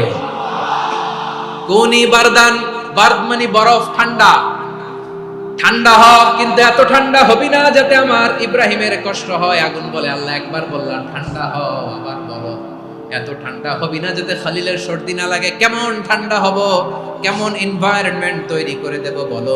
আল্লাহ বললেন, সালামান আলা ইব্রাহিম, আমার খলিল আমার ইব্রাহিমের জন্য তুই জান্নাতের গুল বাগিচা হয়ে যা। ও ভাই, নবী মুসার মতো ঈমান হলে রাস্তা হবে সাগর জলে, নবী ইউসুফের মতন ঈমান হলে একে একে দরজা খুলে, নবী ইব্রাহিমের মতন ঈমান যদি আজও থাকে বিদ্যমান, অগ্নিকুণ্ডে দেখতে পাবে খুবসুরত এক ফুল ভাগা। কুলনা ইয়া নারু কুনি বারদান ওয়া সালামান আলা ইব্রাহিম। বান্দা যখন মুখ দিয়ে বলে হাসবুনাল্লাহ, আমার আল্লাহ আমার জন্য যথেষ্ট, এই বলে যখন নিজেকে সঁপে দেয়, তার কি লাগবে ওই দায়িত্ব স্বয়ং নিয়ে নেয় কে? তাহলে আমার প্রিয় ভাইরা, বিপদের শুরুতেই আমরা বলবো ইন্না লিল্লাহ। শুরুতে কি বলবো? এরপরে যেই বাক্যটা পড়ে নিজের পরিস্থিতিকে আল্লাহর দরবারে সঁপে দিব, সেটা হচ্ছে হাসবুনাল্লাহ। সেটা কি? বিষ্ণু বলেন, লা ইয়াজালু লিসানুকা রাতাবান মিন যিকরিল্লাহ, সব সময় আল্লাহর স্মরণ দিয়ে, জিকির দিয়ে জিহ্বাটারে সিক্ত রাখো। আর শয়তানু জাসিমুন আলা কলবি ইবনে আদম, শয়তান বনি আদমের কলবে খামচি মেরে বসে থাকে। ফাইদা যাকারাল্লাহ খালাসা, মানুষ যখন আল্লাহর স্মরণ করে জিকির করে, শয়তান দৌড়ে পালায়। ওয়া ইদা গাফালা ওয়াসওয়াসা, যখনই বনি আদম গাফেল হয়, তখনই শয়তান তার হৃদয়ে ওয়াসওয়াসা দেয়। এজন্য বিপদে পড়লে ইন্না লিল্লাহ, নিজের সবটুকুন করার পরে নিজের রোল প্লে করার পরে নিজেকে আমরা কি বলে সঁপে দিব, সবাই বলেন, মনে থাকবে? বিপদে পড়লে প্রথমে ইন্না লিল্লাহ, এরপরে নিজেকে যখন সঁপে দিব তখন হাসবুনাল্লাহ। এরপরে কঠিন বিপদে যখন বিশ্বনবী পড়তেন তখন কি করতেন? এমন বিপদ মাঝে মাঝে হয় না, দেয়ালে পিঠ থেকে যায়, চোখে মুখে অন্ধকার, কি করব দিশা খুঁজে পাই না, এরকম হয় কখনো? বিশ্বনবী এরকম কঠিন বিপদে পড়েছেন জীবনের কিছু কিছু মুহূর্তে। ওই মুহূর্তে বিশ্বনবী স্পেশাল দুইটা দোয়া পড়তেন। এই দোয়াগুলো আপনাদেরকে জানিয়ে দেয়। বিশ্বনবী বলেন, কঠিনতম বিপদে যখন পড়বা, দেয়ালে পিঠ থেকে যায়, চোখে মুখে অন্ধকার, বাঁচার কোনো উপায় নাই, তখন পড়বা লা ইলাহা ইল্লা আনতা সুবহানাকা ইন্নী কুনতু মিনাল যালিমিন। আল্লাহ, তুমি ছাড়া কোনো ইলাহ নাই, তুমি পবিত্র, নিশ্চয় আমি জালিমদের অন্তর্ভুক্ত। সুবহানাল্লাহ বলেন। এই দোয়া সাইয়েদনা ইউনূস আলাইহিস সালাম পড়েছিলেন যখন মাছের পেটে ছিলেন। এবং অনেক মুফাসসিরিন ইকরাম বলেছেন, অনেক আহলুল ইলমরা বলেছেন, এটা হচ্ছে ইসমে আজম। ইসমে আজম এমন দোয়া যেটা দিয়ে দোয়া করলে আল্লাহ দোয়া কবুল করে। কিন্তু এটা কোনটা, এটা নিয়ে ইখতিলাফ আছে। কোন কোন আহলুল ইলম বলেন লা ইলাহা ইল্লা আনতা সুবহানাকা ইন্নী কুনতু মিনাল যালিমিন, এটা হচ্ছে ইসমে আজম। সাইয়েদনা ইউনূস আলাইহিস সালাম পড়েছেন, আপনারা পড়েননি? এটা পড়বেন আপনারা। এই দোয়া পড়ে সাইয়েদনা ইউনূস আলাইহিস সালাম মাছের পেট থেকে রক্ষা পেয়েছিলেন। রক্ষা করেছিল কে? তুমি ইউনূস নবী রে যখন খাইলো মাছেতে গিলিয়া, ফেরেশতা পাঠাইয়া দিলে ইসমে আজম দিয়া, প্রাণে ছিল যাহার ভয় সেথা পাইল আশ্রয়, প্রাণে ছিল যাহার ভয় সেথা পাইল আশ্রয়, মাছের পেট হতে সে যে পেল পরিত্রাণ। আল্লাহু আল্লাহু তুমি জাল্লে জালালুহু, শেষ করা তো যায় না গে তোমার গুণগান। আল্লাহু আল্লাহু লা ইলাহা ইল্লা আনতা সুবহানাকা ইন্নী কুনতু মিনাল যালিমিন। বিশ্বনবী বললেন, দেয়ালে পিঠ থেকে গেলে, চোখে মুখে অন্ধকার, বাঁচার কোনো উপায় নাই, তখন এই দোয়াটা পড়তে হবে। এই দোয়া পড়ে আল্লাহর কাছে ফরিয়াদ করলে বিপদ মুক্ত করবেন কে? কেন এই দোয়াটা আল্লাহর কাছে বড্ড প্রিয় জানেন আমার ভাইরা? কারণ এই দোয়ার মধ্যে তিনটা জিনিস আছে। এক নম্বরে হচ্ছে তাওহীদ, দুই নম্বরে তাসবিহ, তিন নম্বরে তাকরীর। আই রিপিট, আবারও বলছি, এক নম্বরে তাওহীদ, দুই নম্বরে তাসবিহ, তিন নম্বরে তাকরীর। এই দোয়াটা আল্লাহর কাছে এত পছন্দনীয় কারণ এই দোয়ার প্রথম অংশে আছে তাওহীদ, আল্লাহর একত্ববাদের ঘোষণা। লা ইলাহা ইল্লা আনতা, ও আল্লাহ আপনি ছাড়া কোনো ইলাহ নাই, উপাস্য নাই। এই কথা বললে আল্লাহ বড় খুশি হয়ে যায়। সুবহানাল্লাহ পড়েন। এই দোয়ার দ্বিতীয় অংশে আছে তাসবিহ, মানে আল্লাহর প্রশংসা, প্রশংসা সূচক বাণী। সুবহানাক সুবহানাক সুবহানাক, ও আল্লাহ আমি আপনার পবিত্রতা ঘোষণা করছি। সুবহানাক, এই কথা শুনলেও আল্লাহ খুশি হয়ে যায়। সুবহানাল্লাহ পড়েন। এই দোয়ার তৃতীয় অংশে আছে তাকরীর, তাকরীর মানে পাপের স্বীকৃতি। তাকরীর মানে কি? তাকরীর মানে পাপের স্বীকৃতি। এই দোয়ার তৃতীয় অংশে আছে ইন্নী কুনতু মিনাল যালিমিন, ও আল্লাহ আমি জালিমদের অন্তর্ভুক্ত। আল্লাহ আল্লাহ আমি জালেম, আল্লাহ আমি ভুল করেছি, অন্যায় করেছি, আল্লাহ আমি জালিমদের অন্তর্ভুক্ত। এই পাপের স্বীকৃতি, অ্যাকনোলেজমেন্ট আল্লাহ বড় পছন্দ করে। যখন আল্লাহর কাছে আপনি ছোট হবেন, ছোট হতে হতে যত ছোট হবেন, ওই দৃশ্যটা দেখতে আল্লাহ বড় পছন্দ করে। সুবহানাল্লাহ বলেন। তিন নম্বর অংশ ইন্নী কুনতু মিনাল যালিমিন, আল্লাহ আমি জালিমদের অন্তর্ভুক্ত। সাইয়েদনা আদম আলাইহিস সালাম ভুল করে যখন নিষিদ্ধ গাছের ফুল খেয়ে ফেললেন, ফল খেয়ে ফেললেন, আল্লাহ বললেন আদম ক্ষমা পেতে চাইলে তুমি আর হাওয়া মিলে স্বীকৃতি দাও, পাপের স্বীকৃতি আর পড়ো রব্বানা যালামনা আনফুসানা ওয়া ইল্লাম তাগফির লানা ওয়া তারহামনা লানাকুনান্না মিনাল খাসিরিন। ও আল্লাহ আমি আদম আর হাওয়া যালামনা আনফুসানা, আমরা আমাদের নফসের উপর বড় জুলুম করেছি। আল্লাহ ওয়া ইল্লাম তাগফির লানা ওয়া তারহামনা, আপনি যদি ক্ষমা না করেন, আপনি যদি দয়া পরবশ না হন, আপনি যদি রহম না করেন, আমরা তো ক্ষতিগ্রস্তদের মধ্যে শামিল হয়ে যাব। এই দোয়া করার সাথে সাথে সাইয়েদনা আদম আর হাওয়া আলাইহিস সালামকে ক্ষমা করে দিলেন কে? তাহলে এই দোয়ার তিন নম্বর অংশ তাকরীর, এটা আল্লাহ বড় পছন্দ করে। আমার কলিজার টুকরা ভাইয়েরা, গুনাহ করে শিকার যেতে হবে, এটা আল্লাহ ভালোবাসেন না। সাইয়েদনা আবু বকর রাদিয়াল্লাহু তাআলা আনহু বিষ্ণু ইসা ইসলামকে বললেন, ইয়া রাসূলুল্লাহ আল্লিমনি দুআআন আদউ বিহি ফি সালাতি। নবী হে, আপনি আমার এমন একটা স্পেশাল দোয়া শিখায়া দেন যে দোয়াটা আমি নামাজে পড়ব। নবী বললেন, তাহলে তুমি পড়ো, আল্লাহুম্মা ইন্নী যালামতু নাফসি যুলমান কাসীরান ওয়া লা ইয়াগফিরুয যুনুবা ইল্লা আনতা ফাগফিরলি মাগফিরাতাম মিন ইনদিকা ওয়ারহামনি ইন্নাকা আনতাল গফুরুর রহিম। সুবহানাল্লাহ। সালাম ফিরানোর আগে পড়েন। ও আবু বকর, নামাজে যদি দোয়া করতে মনে চায় এই দোয়াটা পড়বা, আল্লাহুম্মা ইন্নী যালামতু নাফসি, আল্লাহ জুলুম করেছি আমার নফসের উপর, যুলমান কাসীরা, অনেক জুলুম, ওয়া লা ইয়াগফিরুয যুনুবা ইল্লা আনতা, আপনি ছাড়া এই জুনুব, এই পাপ ক্ষমা করার দ্বিতীয় কোনো রব নাই। আছে? এজন্য আল্লাহরে বলবেন, আল্লাহ আমি ছাড়া তোমার গোলামের অভাব নাই, ও আমার রব আমি ছাড়া এই জমিনের বুকে তোমার গোলামের অভাব নাই, কিন্তু তুমি ছাড়া তো আমার দ্বিতীয় কোনো রব নাই। পারবেন বলতে? পারবেন? চোখের পানি ছেড়ে আল্লাহরে বলবেন, আল্লাহ তুমি আমার রব, তুমি আমার সব। কি বলবেন? আল্লাহরে বলেন, আল্লাহ তুমি আমার রব, তুমি আমার সব। আল্লাহ আমি ছাড়া এই জমিনে তোমার গোলামের অভাব নাই, তুমি ছাড়া আমার দ্বিতীয় কোনো রব নাই। এ কথা বলে চোখের পানি ছেড়ে আল্লাহরে স্বীকৃতি দেন, আল্লাহ আমি পাপী, আল্লাহ এই জমিনে আমার চেয়ে বড় পাপী আর কেউ নাই। ওযু করে সিজদায় লুটিয়ে পড়ে চোখের পানি ছেড়ে আল্লাহরে পাপের স্বীকৃতি দেন, আল্লাহ এমন কোন জুলুম নাই, গুনাহ নাই আমি করি নাই, সগীরা কবিরা, জেনে না জেনে, ইচ্ছায় অনিচ্ছায়, শিরকি বেদাতি সব গুনাহ করেছি। আল্লাহ আকাশের নিচে জমিনের উপরে আমার চেয়ে বড় গুনাহগার আর কেউ নাই। চোখের পানি ছেড়ে আল্লাহরে বলেন, আল্লাহ আমি ছাড়া তোমার গোলামের অভাব নাই, তুমি ছাড়া আমার দ্বিতীয় কোনো রব নাই, তুমি ছাড়া তো কেউ আমার গুনাহ ক্ষমা করার নাই, তুমি আমার রব, তুমি আমার সব। বলতে পারবেন? এই তাকরীর আমার পটুয়াখালীর ভাইয়া, এই স্বীকৃতিটা দেখতে আল্লাহ বড় ভালোবাসেন, কারণ আমরা সবাই গুনাহগার, আমরা সবাই কি? বিশ্বনবী বলেন, কুল্লুকুম খাত্তাউন, আ বনি আদম, আমরা সবাই পাপী। সবাই কি? সবাই পাপী। আমরা সবাই পাপী, আপন পাপের বাটখারা দিয়ে অন্যের পাপ মাপি। আমরা যে পাপী এটা ভাবতে মনে চায় না কারণ, খালি অন্যের পাপ দেখি আমরা, এটা ভুল। ওর এই পাপ, ও পাপী, ও জালেম, ও জাহান্নামী, এরকম একটা টেন্ডেন্সি। আমার যে কি হালাত এটার খেয়াল নাই। খেয়াল করতে হবে যে আমি সবচেয়ে বড় পাপী, ঠিক কিনা বলেন? পাপ করি নাই এমন কেউ আছি? হ্যাঁ আছি, আছি। কেউ না জানলেও জানে কে আমার পাপের ঘটনা? পৃথিবী না জানুক আমি তো জানি, আমি কি পাপ করেছি।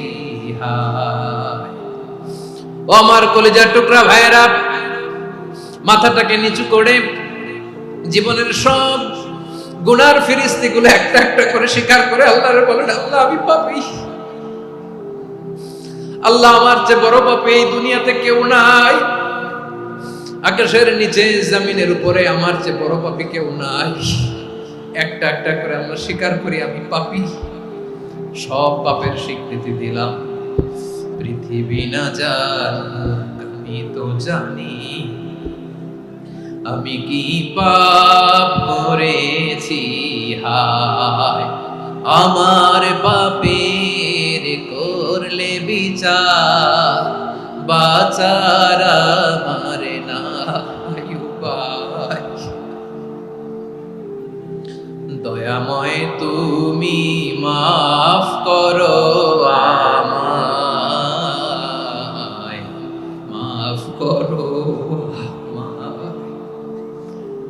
আল্লাহ তাআলা যদি দয়া করে আমাদেরকে মাফ না করে, আমাদের বাঁচার কোনো উপায় নাই। আপনি কি ভেবেছেন আপনার নামাজ দিয়ে আপনি জান্নাতে যাবেন? আপনি তাহাজ্জুদ গুজার, সেজদা দিতে দিতে কপালে দাগ ফেলেছেন, এটা আপনারা জান্নাতে নেবে না। আপনি এলাকার সবচেয়ে বড় হাতেম তাই দানশীল, এই দানের ভরসায় বসে আছেন। কশিন কালো আমাদের নামাজ, আমাদের রোজা, আমাদের ইবাদত, এগুলোকে মিজানের পাল্লায় উঠালে কোনো ওজনই হবে না। তবে আমাদের একটা কৌশল জানা আছে, আমরা আল্লাহর রহমতের ভিখারি। আমরা সেদিন আগেই গুনার স্বীকৃতি দিয়ে দেব। আমরা বলবো, আল্লাহ তুমি প্রশ্ন করার আগে তোমার একটা কথা বলি, আমারে কিছু জিজ্ঞেস করো না, আমি সব করেছি। এমন কোন পাপ নাই যে পাপ আমারে দিয়ে হয় নাই। তোমার রহমত দিয়ে তুমি জান্নাতে পাঠাবা, তোমার দয়ায় জান্নাতে যেতে চাই, আমল দিয়ে না। পারবেন বলতে? কিয়ামতের দিন আমরা বলবো, আল্লাহ আমার আমল দিয়ে জান্নাত চাই না, আমি তোমার দয়া দিয়ে জান্নাত চাই। তোমার দয়া ছাড়া আমার কোনো উপায় নাই। কারণ আল্লাহ যদি বিচার করে বাঁচার কারো উপায় নাই। আল্লাহ যদি বলে ফেলেন তুই এটা করলি কেন, ওখানে গেলি কেন, কোরআনে 1000 বার নিষেধ করলাম তারপরেও এই পাপে জড়ালি কেন, এরকম প্রশ্ন ছুড়ে দিলে আমার উত্তর আছে? বাঁচার কোনো উপায় আছে?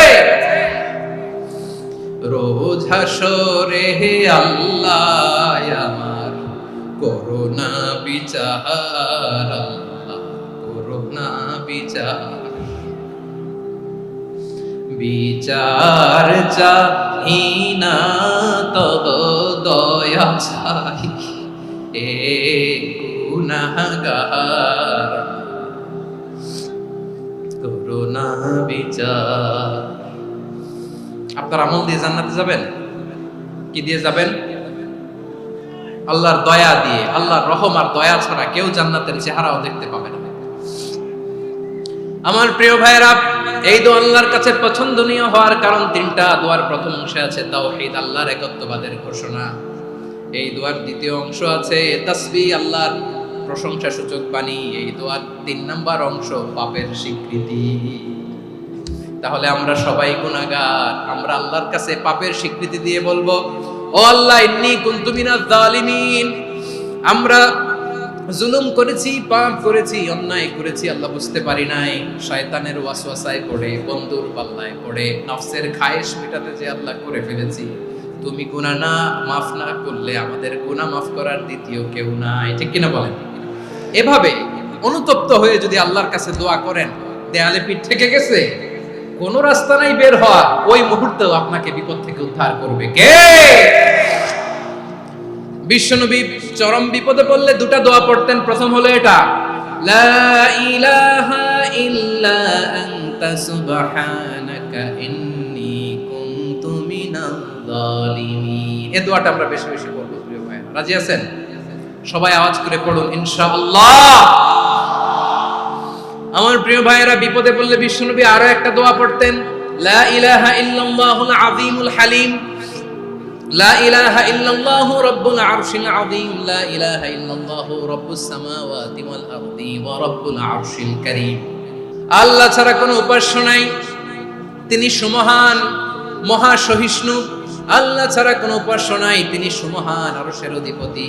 আল্লাহ ছাড়া কোনো উপাস্য নাই, তিনি আকাশের মালিক, জমিনের মালিক, তিনি সুবিশাল, আরশের অধিপতি। সুবহানাল্লাহ পড়েন। এই দোয়াটা কেউ যদি পড়ে যদি এর ওসিলা করে দোয়া করে, তাকে বিপদ থেকে মুক্তি দেয় কে? মনে থাকবে আপনাদের? তাহলে বিপদের প্রথম ধাক্কায় কি যেন পড়তে হয়? ইন্না লিল্লাহ। তারপরে কি বলে আল্লাহর কাছে নিজেকে সঁপে দিতে হয়? দেয়ালে পিঠ থেকে গেলে লা ইলাহা ইল্লা আনতা সুবহানাকা ইন্নী কুনতু মিনাজ জালিমিন। 2 নাম্বার হচ্ছে লা ইলাহা ইল্লাল্লাহুল আযীমুল হালিম, লা ইলাহা ইল্লাল্লাহু রাব্বুল আরশিল আযীম, লা ইলাহা ইল্লাল্লাহু রাব্বুস সামাওয়াতি ওয়াল আরদি ওয়া রাব্বুল আরশিল কারীম। মনে থাকবে? অনেক সময় এমন হয়, হঠাৎ বিপদের সম্মুখীন হই আমরা, রেডি হয়ে বের হইছি অফিসে, হঠাৎ অ্যাক্সিডেন্টে পড়ে যাই, হঠাৎ পেটের ব্যথায় অজ্ঞান, এরকম হয় না? বিষ্ণু ইসলাম বলেন, আকস্মিক দুর্ঘটনার বিপদ থেকে যদি কেউ বাঁচতে চায়, সকাল সন্ধ্যা যেন প্রত্যেকে এই দোয়াটা পড়ে। সকালে যদি 3 বার পড়ে, সন্ধ্যা পর্যন্ত হঠাৎ বিপদ থেকে সে রক্ষা পাবে। To be protected from sudden calamity, sudden disaster, হঠাৎ বিপদ, হঠাৎ ভয়ঙ্কর কোন আকস্মিক বিপদ থেকে আল্লাহ বাঁচায় দেবে। সকালে পড়লে সন্ধ্যা পর্যন্ত প্রোটেক্টেড, সন্ধ্যাবেলায় যদি 3 বার পড়ে সকাল পর্যন্ত প্রোটেক্টেড। সুবহানাল্লাহ পড়ে। দোয়াটা কি? দোয়াটা হচ্ছে বিসমিল্লাহিল্লাযী লা ইয়াদুররু মা ইসমিহি শাইউন ফিল আরদি ওয়ালা ফিস সামাই ওয়া হুয়াস সামিউল আলীম। ছোট না? অনেক ছোট, মুখস্থ করবেন। বিসমিল্লাহিল্লাযী লা ইয়াদুররু মা ইসমিহি শাইউন ফিল আরদি ওয়ালা ফিস সামা। ওই আল্লাহর নাম নিচ্ছি যে আল্লাহর নামের বরকতে আকাশ জমিনের কোনো কিছু কারো কোনো ক্ষতি সাধন করতে পারে না। তিনি সর্বশ্রোতা, সর্বজ্ঞ। সুবহানাল্লাহ পড়েন। পড়বেন এই দোয়াটা। বিসমিল্লাহিল্লাযী লা ইয়াদুররু মা ইসমি শাইউন ফিল আরদি ওয়ালা ফিস সামাই ওয়া হুয়াস সামিউল আলিম। ফজরের পরে 3 বার, মাগরিবের পরে 3 বার যদি কেউ পড়ে, প্রোটেক্টেড, যে কোনো হঠাৎ বিপদ থেকে প্রোটেক্টেড। প্রোটেক্ট করেন কে? ওই আল্লাহর নাম নিচ্ছি যে আল্লাহর নামের ওসিলায় আকাশ জমিনের কোনো কিছু কোনো ক্ষতি করতে পারে না। সুবহানাল্লাহ পড়েন। আচ্ছা, এবার আমাদের জীবনে দুশ্চিন্তা আছে না নাই বলেন? Tension, hyper tension, anxiety, depression, সবার জীবনে টেনশন আছে না নাই? এই দুশ্চিন্তা, পেরেশানি, মারাত্মক পেরেশানি থেকে মুক্তি পাওয়ার জন্য বিষ্ণু ইসলাম দুটো দোয়া পড়তেন। কয়টা? অনেকগুলো পড়তেন। স্পেশাল দুটো দোয়া আজকে আপনাদের শিখায় যাব, শুনবেন। পেরেশানিতে পড়লে, টেনশনে পড়লে এই দোয়াটা, প্রিয় ভাইরা, বিষ্ণু ইসলাম যখন খুব বিপদে পড়তেন, দুশ্চিন্তা ওনাকে ঘিরে ধরতো, উনি পড়তেন ইয়া হাইয়ু ইয়া কাইয়ুম বিরহমাতিকা আস্তাগীথ। ইয়া হাইয়ু ইয়া কাইয়ুম, হে শাশ্বত অবিনশ্বর, হে চিরঞ্জীব, বিরহমাতিকা আস্তাগীথ, তোমার রহমতের উসিলায় তোমার কাছে ফরিয়াদ করি। এটা পড়তেন। আবার আরেক বর্ণনায় এসেছে ইয়া হাইয়ু ইয়া কাইয়ুম বিরহমাতিকা আস্তাগীথ আসলিহ লি শা'নি কুল্লাহু ওয়ালা তাকিলনি ইলা নাফসি তারফাতা আইন। আসলিহ লি শা'নি কুল্লাহ, আল্লাহ আমার সবকিছু আপনি সেটেল করে দেন। আমাদের সব ঝামেলা সেটেল করে দিতে পারে কে? তাহলে পড়বেন ইয়া হাইয়ু, হে চিরঞ্জীব। হাইয়ু মানে চিরঞ্জীব, যিনি চিরকাল বেঁচে থাকবেন, মরবেন না। আল্লাহ মরবেন? তার কোনো লয় আছে? ক্ষয় আছে? সূরা রহমানে আল্লাহ বললেন কুল্লু মান আলাইহা ফানি ওয়া ইয়াবকা ওয়াজহু রাব্বিকা যুল জালালি ওয়াল ইকরাম ফাবিআইয়ি আলাই রাব্বিকুমা তুকাযযিবান। জমিনে যা আছে সব ভ্যানিশ হয়ে যাবে, নিশ্চিহ্ন হয়ে যাবে, শেষ হয়ে যাবে, সব বিলুপ্ত হয়ে যাবে, একজন ছাড়া। জোরে বলেন তিনি কে? এই দোয়াটা কেন পছন্দ আল্লাহর কাছে? কারণ এখানে আল্লাহর দুইটা সুন্দর নাম আছে, গুণবাচক নাম, আল হাই, আল কাইয়ুম, এই দুটো নাম আছে এখানে। আবার এই দুইটা আয়াতুল কুরসির অংশ। আয়াতুল কুরসির শুরু তো এটা আছে না নাই? হ্যাঁ, আছে না নাই? 3 নাম্বার কারণ এটা ইসমে আজম। কোন দোয়াটা ইসমে আজম? যে দোয়া ওসিলায় দোয়া করলে আল্লাহ দোয়া ফেরায় না। অনেকগুলো মত আছে, সবচেয়ে ভ্যালিড মত হচ্ছে এটা, ইয়া হাইয়ু ইয়া কাইয়ুম, এর ওসিলা দিয়ে দোয়া করলে দোয়া কবুল করে কে? 2 নম্বরে বিশ্বনবী মারাত্মক বিপদে পড়লে আরেকটা দোয়া পড়তেন, আল্লাহুম্মা ইন্নী আবদুক। আগে দোয়াটা পড়ি, শুনেন। আল্লাহুম্মা ইন্নী আবদুক ওয়া ইবনু আবদিক ওয়া ইবনু আমাতিক নাসিয়াতি বিয়াদিক মাদিন ফিয়া হুকমুক আদলুন ফিয়া কাদাউক আসআলুকা বিকুল্লি ইসমিন হুয়া লাক সাম্মাইতা বিহি নাফসাক আও আনসালতাহু ফি কিতাবিক আও আল্লামতাহু আহাদাম মিন খালকিক أو استأثرت به في علم الغيب عندك أن تجعل القرآن ربيع قلبي ونور صدري وجلاء حزني وذهاب همي। سبحان الله পড়েন। বিষ্ণুই বলতেন আল্লাহুম্মা ইন্নী আবদুক, ও আল্লাহ আমি আপনার গোলাম, ওয়া ইবনু আবদিক, গোলামের ঘরের গোলাম, ওয়া ইবনু আমাতিক, বাদীর ঘরের গোলাম। মানে আল্লাহ আমি আপনার গোলাম, আমার বাবা আব্দুল্লাহ ছিল আপনার গোলাম, আমার মা আমিনা ছিল আপনার বাদী। মানে আমরা গোলাম বংশের, সব গোলাম। নিজের এর চেয়ে আর ছোট করে আল্লাহর কাছে উপস্থাপন করা যায় আমার ভাইরা? কথা কি বুঝতেছেন? নিজেকে এর চাইতে ছোট, নগণ্য আর তুচ্ছ করে আল্লাহর সাথে প্রেজেন্ট করা যায়? বিশ্বনবী বললেন ও আল্লাহ আমি আপনার গোলাম, গোলামের ঘরের গোলাম, দাসীর ঘরের গোলাম, নাসিয়াতি বিয়াদিক, আমার মাথার চুলের ছুটি আপনার হাতের মুঠোয়।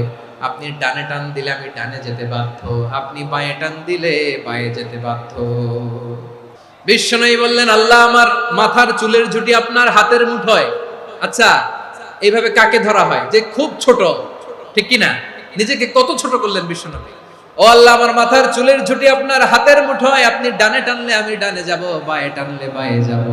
আল্লাহ আসআলুকা বিকুল্লি ইসমিন হুয়া লাক নাসিয়াতি বিয়াদিক মাদিন ফিয়া হুকমুক, আপনার নির্দেশ আমার উপর কার্যকর হবেই হবে। আদলুন ফিয়া কাদাউক, আপনার ফয়সালা, যেই ফয়সালাই আপনি আমার জন্য করেন এটাই ইনসাফ। সুবহানাল্লাহ বলেন।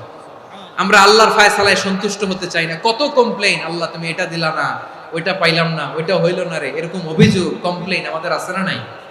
আর বিশ্বনবী বলতেন আদলুন ফিয়া কাদাউক, আল্লাহ আমার জন্য তোমার যেটা ফয়সালা এটাই সবচেয়ে শ্রেষ্ঠ ইনসাফ, এর চেয়ে ইনসাফ আর হতে পারে। এভাবে কায়মান বাক্যে আল্লাহর কাছে বিশ্বনবী দোয়া করতেন। এরপরে বিশ্বনবী বলেন, আল্লাহ তোমার যত নাম আছে সব নামের ওসিলায় দোয়া করি, যে নাম তুমি আমাদেরকে জানিয়েছো, যে নাম তুমি আমাদেরকে জানাও নাই, যে নাম তুমি কোরআনে নাজিল করেছো, যে নাম নাজিল করো নাই, যে নাম শুধু নবীদেরকে জানিয়েছো। আর আল্লাহর এমন কিছু চমৎকার চমৎকার সুন্দর সুন্দর নাম আছে, এই নামগুলো রব্বুল আলামিন কাউকে জানাবে না। সুবহানাল্লাহ বলেন। আমরা তো 99 নাম জানি, 100 নাম জানি আল্লাহ, কিন্তু আল্লাহর এমনও কিছু নাম আছে যেগুলো আল্লাহ বিশ্বনবীরও জানায়নি।